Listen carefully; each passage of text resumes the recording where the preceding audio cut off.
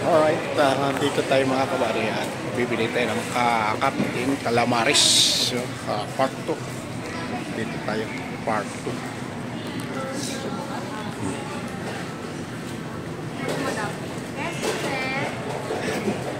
Calamaris.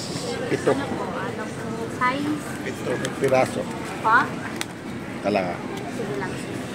Yan. Itong piraso. Yan. Ah, okay. Kraken, tatlo. Kaya naman, oh. Puro kraken po ito lahat, sir? Siguro, hindi na ito lista eh. Kasi ano siya eh.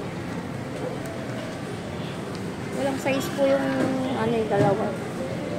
Bali tatlong salted egg kraken, dalawang garlic parmesan na kraken po. Tapos dalawang honey sriracha kraken din po. Yan.